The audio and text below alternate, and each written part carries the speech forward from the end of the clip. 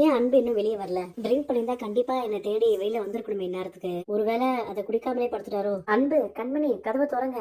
யாரோ தோத்திட்டு வராங்க, காப்பாத்துங்க, கதவை திறங்க. என்ன இவ்வளவு சொல்லி கதவை திறக்க மாட்டேங்கிறாங்க? என்ன இது, டோர் திறந்தே இருக்கு. சரி, உள்ள போய் பாப்போம். எனக்கு இது ரெண்டு பேரும் ஒரே ஸ்வெட்டருக்குள்ள இருக்கும். நான் எப்படி இதுக்குள்ள வந்தேன்? அதான் எனக்கும் புரியல கண்மணி. நேத்து இதை குடிச்சதுக்கு அப்புறம் தான் என்ன நடந்துச்சே தெரியல. அப்படி என்ன இருந்துச்சு இதுல? என்னடா இது, பிரசவ வலி வந்த பொண்ணு மாதிரி இடுப்பு பிடிச்சி நடந்துட்டு வர? நான் வலி தாங்க முடியாம புலம்புறதை பார்த்து உனக்கு சந்தோஷமா இருக்கா? இல்லடா, நீ வர ஸ்டைல பார்க்கும்போது என்ன அறியாமலே சிரிப்பு வந்துருச்சுடா. கார்த்திக் என்னாச்சு உங்களுக்கு? எங்கேயாச்சும் வலிக்கு விழுந்துட்டீங்களா?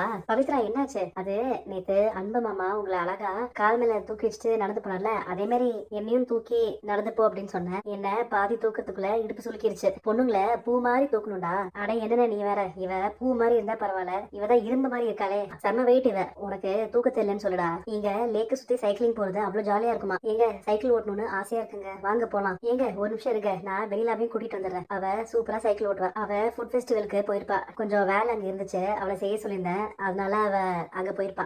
சொல்லு வெளியில, அங்க எல்லாம் உன் கண்ட்ரோல்ல தானே இருக்கு. அவளை அன்போட சேர விடாம தானே பாத்துக்கிறேன். இல்ல பாட்டி, நான் பெருசா ஒரு பிளான் பண்ணேன், எல்லாமே மிஸ் ஆயிடுச்சு. அதை விடுங்க பாட்டி. இப்போ எனக்கு இன்னொரு பிளான் இருக்கு, அதுக்கு நீங்க தான் எனக்கு ஹெல்ப் பண்ணணும். அன்பு கூட சேர்த்து வைக்க ஒரு ஹெல்ப் என்ன, 100 ஹெல்ப் கூட பண்ணுவேன். என்ன பண்ணணும்னு சொல்லு. சரி கார்த்திக், வா சைக்கிள்ல போலாம். நான் வரல பவி, நான் டீ சாப்பிட்டு இருக்கேன், நீங்க எல்லாம் போங்க. எங்க நீங்களும் ஒரு சைக்கிள் எடுத்துட்டு வாங்க. எனக்கு தான் சைக்கிள் ஓட்ட தெரியாத கண்மணி, நீங்க தான் சூப்பரா பைக் ஓட்டுறீங்களே, உங்களுக்கு சைக்கிள் ஓட்ட தெரியாதா? அண்ணே, உங்களுக்கு அண்ணன் கூட சைக்கிள்ல போகணும்னு ஆசையா இருக்குல்ல? அப்படின்னா அதுக்கு ஒரே வழிதான் இருக்கு. நீங்க அண்ணனை முன்னாடி உட்கார வச்சு சைக்கிள் ஓட்டிட்டு போயிடுங்க. ஆமால, எங்க வரீங்களா? அப்படி நம்ம 2 பேரும் ரவுண்ட் போயிட்டு வரலாம். உன்னால பேலன்ஸ் பண்ண முடியுமா கண்மணி? நான் முன்னாடி உட்கார்ந்தா? வாங்குங்க, உட்காருங்க, ஜாலியா இருக்குங்க. ஆமா, சூப்பரா இருக்கு கண்மணி. கண்மணி ஒரு நிமிஷம் வண்டி நிப்பாட்டு, ஏதோ ஒரு போன் வருது. யாருங்க? பாட்டி தான் கால் பண்றாங்க. எங்கடா இருக்க நீ? கொடைக்கானல் தான் பாட்டி. என்ன கிண்டலா? நீ எதுக்கு அங்க போன? ஃபுட் ஃபெஸ்டிவல்ல கலந்துக்கதான் பாட்டி. இப்ப நீ அங்கேயா இருக்க? இல்ல, ஆனா இன்னும் கொஞ்ச நேரத்துல அங்க போயிடுவேன் பாட்டி. மணி இப்பவே 11 ஆகுது. அங்க போகாம நீ எங்க சுத்திட்டு இருக்க? உனக்கு கொஞ்சம் கூட பொறுப்பே இல்ல. இதுக்கு தான் உன்னை அனுப்பிச்சுனா?